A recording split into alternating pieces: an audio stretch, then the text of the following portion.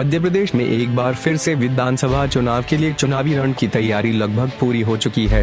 विधानसभा की 27 सीटों पर उपचुनाव होने जा रहे हैं, जिसमें से 25 सीट वे हैं जिन पर कांग्रेस विधायकों ने इस्तीफा देकर बीजेपी का दामन थाम लिया।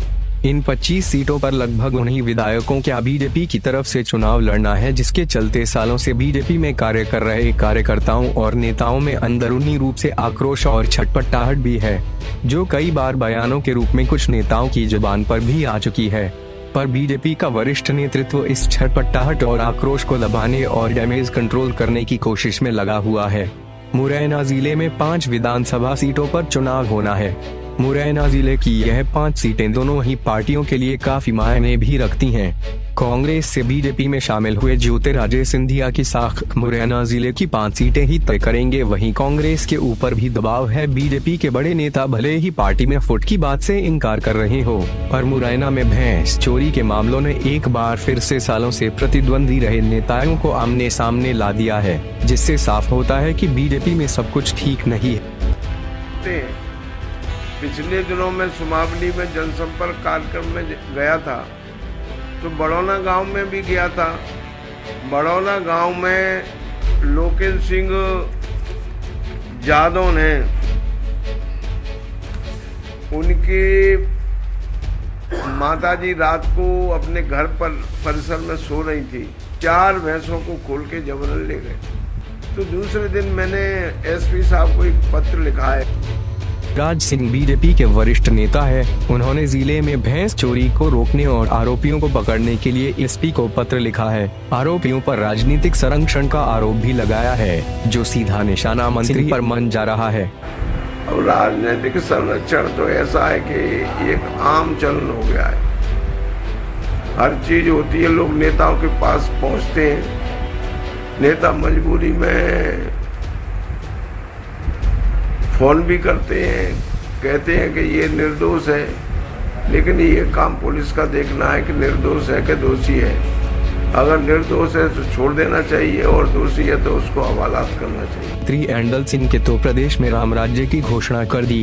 उनके अनुसार प्रदेश में कानून व्यवस्था पूरी तरह से मुस्तैद है और अपराधों पर लगाम लगी है।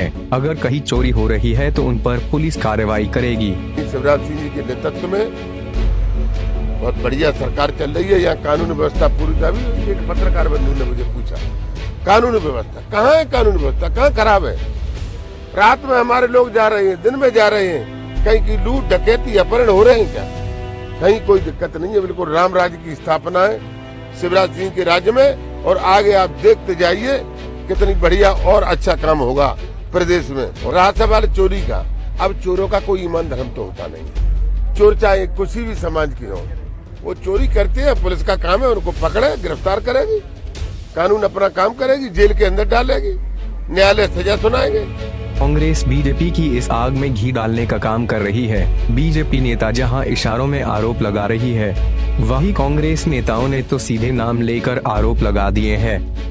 सरकार में और विशेषकर मैं बिल्कुल स्पष्ट रूप से कह रहा हूँ, वहाँ के जो नेता हैं मंत्री महोदय दल सिंह जी, उनके संरक्षण में ही इस प्रकार की भैंस चोरी का पूरा अभियान चलाया जा रहा है। क्योंकि जो इस प्रकार के लोग हैं जो इसमें लिप्त हैं चोरी में, वो सारे लोगों को वहाँ के मंत्री जी का संरक्षण है। तो ये एक प्रकार का मान के चलिए कि व्यापार चल रहा है वहाँ पे, और इस व्यापार में जो भी लोग संलिप्त हैं वो विशेषकर उनको एदल सिंह जी का स्पष्ट रूप से संरक्षण प्राप्त है। और वहाँ एक पनिहाई शब्द है, उसके माध्यम से, या जैसे कहते हैं अपहरण में, किडनैप में जो हम पैसे देते हैं, वो देकर लोग अपनी भैंसों को छुड़वा रहे हैं। तो ये बहुत दुखद घटना है। चोरी चंबल में लंबे समय से चली आ रही है, जिसमें भैंस को लौटाने के बदले पैसे दिए जाते हैं, जिसे लोकल भाषा में पनिहाई कहा जाता है। अब देखना यही है कि बीजेपी के वरिष्ठ नेता किस तरह से इस डैमेज को कंट्रोल करेंगे।